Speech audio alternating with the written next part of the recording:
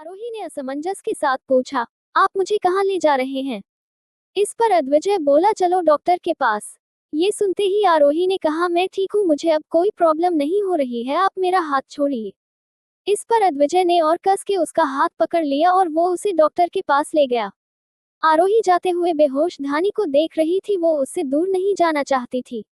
अद्विजय जब उस डॉक्टर के पास आया तो आरोही असमंजस में डॉक्टर और अद्विजय दोनों को देख रही थी। डॉक्टर आरोही को देखते हुए बोली, मिस्टर रावत, वैसे तो मिसेज रावत पूरी तरह से हेल्दी दिख रही है, आप लोग नेचुरल प्रोसेस से भी बच्चे कर सकते हैं, मगर आप चाहते हैं कि बेबी आईवीएफ के थ्रू ही हो, तो एक बार मुझे इनका फुल बॉडी चेकअप करना होगा। ये सुनते ही आरोही के कान खड़े हो गए। उसने हैरानी के साथ कहा, क्या कहा, आईवीएफ? ये सुनकर डॉक्टर हाँ में सर हिलाते हुए बोली, हाँ मिसेज आरोही, आपके हस्बैंड चाहते हैं कि आप आईवीएफ के थ्रू एक बच्चे को जन्म दो। मिस्टर रावत को काफी जल्दी है बच्चे की। ये सुनते ही आरोही मना करने के लिए अपना मुंह खोलती है, लेकिन तभी अद्विजय उसके हाथ पर अपनी पकड़ मजबूत कर देता है।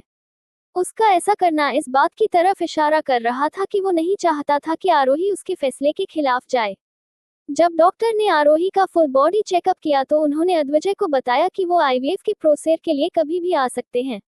अद्विजय जब आरोही को लेकर उसे डॉक्टर के केबिन से बाहर निकला तो आरोही अद्विजय का सामना करते हुए खड़ी हुई और कड़े शब्दों में बोली, मुझे मेरे सवालों का जवाब दीजिए, ये सब क्या है? इस पर अद्विजय बोला, आरोही, भूल जाओ कि मैंने कभी कहा था कि मैं तुम्हें अपनी पत्नी के रूप में अपनाऊंगा।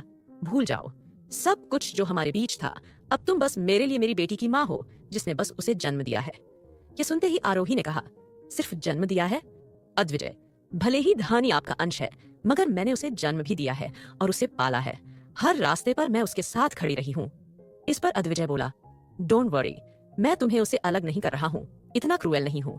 मैं बस चाहता हूँ कि तुम अब मेरे हिसाब से मेरी बेटी की परवरिश करो। और मैं ऐसा क्यों करूंगी? क्या कमी है मेरी परवरिश में? उसने पूछा। आज तक तुम मेरी बेटी को स्कूल तक नहीं भेज पाई, उसको एक नॉर्मल लाइफ भी नहीं दे पाई। अद्विजय की ये बात सुनते ही आरोही हैरान होकर बोली, अद्विजय, वो स्कूल जा ही नहीं सकती थी। उसकी मेडिकल कंडीशन के बारे में आप अच्छे से जानते हैं, और उसके लिए क्या मैंने किया है और मैं क्या नहीं किया है, ये मुझे आपको बताने की जरूरत नहीं है। एक माँ होते हुए मैंने वो सब किया है जो मैं कर सकती थी। भले ही आपकी तरह एक लग्जरियस लाइफ नहीं दे पाई, मगर धानी को कभी मुझसे शिकायत भी नहीं रही। अद्विजय बोला, आरोही फाइन, मैं अब तुम्हारी परवरिश पर उंगलियां नहीं उठाऊंगा। आरोही ने शांत होकर कहा, और ये आईवीएफ, ये सब क्या है? इस पर अद्विजय बोला, मुझे तुमसे एक बच्चा चाहिए, जैसा कि हमारे बीच कॉन्ट्रैक्ट हुआ था। शादी को 4 महीने हो चुके हैं, तो तुम्हें प्रेग्नेंट होना ही होगा, मेरे बच्चे को जन्म देना ही होगा। ये सुनते ही आरोही ने कहा, मैं आपकी बातों को समझ नहीं पा रही हूँ। आपको एक तरफ धानी से इतना प्यार है और एक तरफ चाहते हैं कि आप एक दूसरा बेबी करें। इस पर अद्विजय बोला, मैं अपनी बेटी की हर ख्वाहिश पूरी करना चाहता हूँ। वो चाहती है कि उसका एक भाई बहन हो, तो तुम्हें उसकी ख्वाहिश को पूरा करना होगा।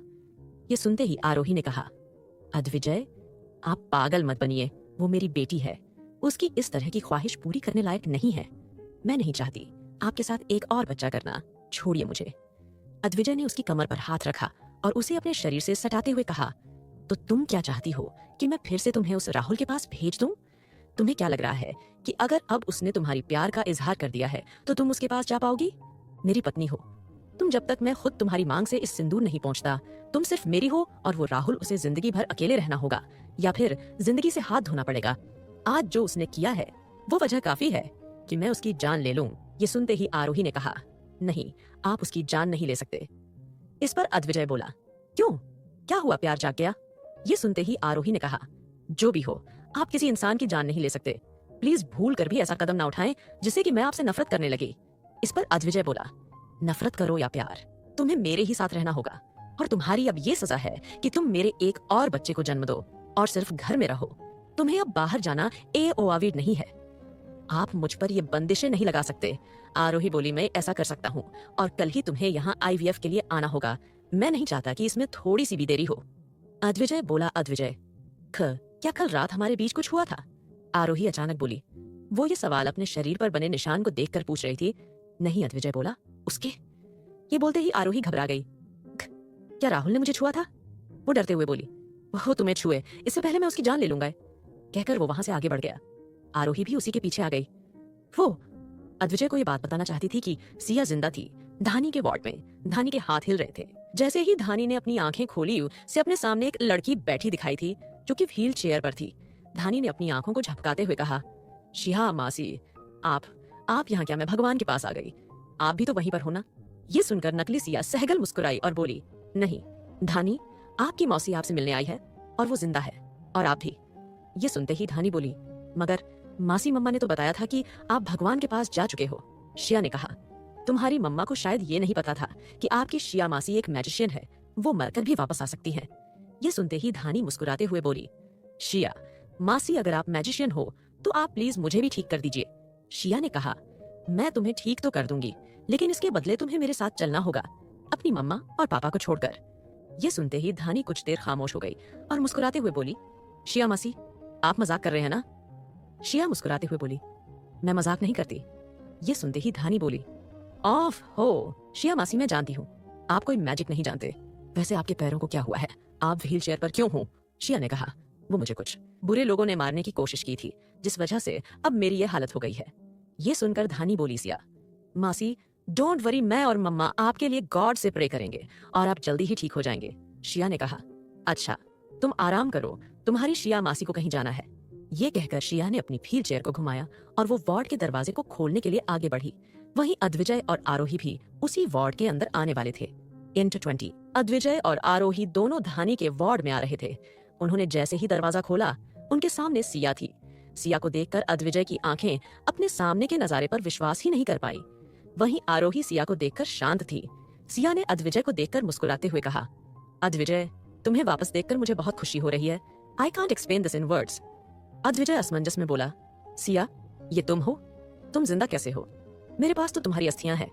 इस पर सिया बोली, अद्विजय, एक्चुअली जब मैंने वो वीडियो रिकॉर्ड की थी तो मुझे लगा था कि वो मेरा आखिरी समय है, लेकिन तभी एक स्पेशल डॉक्टर ने आकर मुझे बचा लिया था। तब से मैं सहगल परिवार में रह रही थी। उसकी बात सुनकर अद्विजय को समझ आया कि आखिर क्यों सहगल परिवार सिया की मौत की खबर जानने के बाद भी कोई एक्शन क्यों नहीं ले रहा था। तभी सिया अपना हाथ आगे बढ़ाया और अद्विजय के हाथ को पकड़कर बोली, अद्विजय, मुझे तुमसे बहुत सारी बातें करनी है। अद्विजय ठंडी आवाज में बोला, सिया बाद में। ये कहकर वो आगे बढ़ गया। सिया ने अपनी आंखें छोटी करके अद्विजय को देखा। अद्विजय ने जैसे ही धानी को होश में देखा, उसने धानी के माथे को प्यार से चूमा और अपनी नरम आवाज में कहा, अभी हमारी बेटी कैसी है? इस पर धानी अपनी प्यारी आवाज में बोली, डैडी मैं बहुत अच्छी हूँ और मैं आपको बहुत ज्यादा मिस कर रही थी। अद्विजय बोला, धानी चलो डैडी, अब आपको घर ले चलते हैं। ये सुनते ही धानी बोली, ओके डैडी, मगर मुझे पहले अपनी मम्मा को देखना है। ये सुनते ही आरोही मुस्कुराते हुए धानी के पास आई। उसने धानी के हाथ को चूमा और बोली, मम्मा आपके साथ है और हमेशा आपके साथ रहेगी। फिर उसने अद्विजय को देखते हुए पूछा, अद्विजय क्या अभी धानी को घर ले जाना सही रहेगा? अद्विजय बोला, मैं घर में धानी के लिए डॉक्टर की एक टीम लेकर जाऊंगा। इस पर आरोही कुछ नहीं कह सकी। तभी सिया अपनी व्हील चेयर अद्विजय के पास लेकर आई और उसने अद्विजय से कहा, अद्विजय मुझे तुमसे जरूरी बात करनी है, क्या हम अभी बात कर सकते हैं? अद्विजय बोला, आखिर ऐसी क्या बात है, मुझे यही बताओ। इस पर सिया बोली, मैं एक ऐसे डॉक्टर को जानती हूँ जो कि किसी भी तरह की बीमारी को ठीक कर सकता है। आज तक तुम्हारी बीमारी के बारे में कोई भी डॉक्टर पता नहीं कर पाया है, सो मैं चाहती हूँ कि वो डॉक्टर तुम्हारा इलाज करें, फिर तुम्हें आरोही पर डिपेंड रहने की कोई जरूरत नहीं होगी। ये सुनते ही आरोही ने अद्विजय के चेहरे की ओर देखा। अद्विजय काफी देर खामोश रहा और फिर उसने कहा, ठीक है, उस डॉक्टर को तुम रावत विला भेज दो। इस पर सिया बोली, अद्विजय क्या मैं भी रावत विला आ सकती हूँ प्लीज? अद्विजय बोला, नहीं। ये सुनकर सिया की आंखों में अजीब भाव आ गए जिन्हें अद्विजय नोटिस नहीं कर पाया। अद्विजय ने आगे कहा, अब तुम्हारी फैमिली के साथ रहना जरूरी है। ये कहकर उसने अपना हाथ सिया के हाथ से छुड़ा लिया। सिया को सिया सहगल की तरह एक्टिंग करनी थी, इसलिए उसने अपने चेहरे पर निराशा भरे भाव लाते हुए कहा, अद्विजय कुछ हुआ है क्या? तुम मुझसे इतना रूखा बर्ताव क्यों कर रहे हो? मैं तुम्हारी दोस्त हूँ, इतने लंबे समय के बाद मैं तुमसे मिली हूँ और तुम्हारे चेहरे पर कोई खुशी नहीं है। अद्विजय बोला, सिया ये बातें बाद में हो सकती है, अभी मुझे अपनी बेटी को घर ले जाना है। ये सुनते ही सिया अपनी आंखों में आंसू लाते हुए बोली, अद्विजय प्लीज मेरे साथ ऐसा मत करो। ये सुनते ही आरोही बोली, अद्विजय आप सिया से बात कर लीजिए, मैं जब तक धानी का सामान पैक करती हूँ। अद्विजय सिया के साथ वार्ड से बाहर चला गया। उसने सिया को देखते हुए कहा, सिया कहो। इस पर सिया बोली, अद्विजय क्या तुम मुझे जिंदा देखकर खुश नहीं हो? अद्विजय बोला, सिया मुझे ये बताओ, उस रात जो हुआ था उसके बारे में तुमने मुझसे झूठ क्यों कहा? इस पर सिया कंफ्यूज हो गई और बोली, तुम कौन सी रात की बात कर रहे हो, क्या हुआ है? अद्विजय बोला, यही कि 5 साल पहले होटल में उस रात तो मेरे साथ थी, मैं तुम्हारे साथ इंटीमेट हुआ था। इस पर सिया अपने मन में बोली, क्या अद्विजय उस सिया के साथ इंटीमेट हुआ था? वो इतने सालों तक मेरे साथ रहा, लेकिन उसने कभी मुझे हाथ नहीं लगाया और उस 2 कौड़ी की सिया के साथ उसने रात बिताई। तभी अद्विजय बोला, सिया जवाब दो, तुमने मुझसे झूठ क्यों कहा?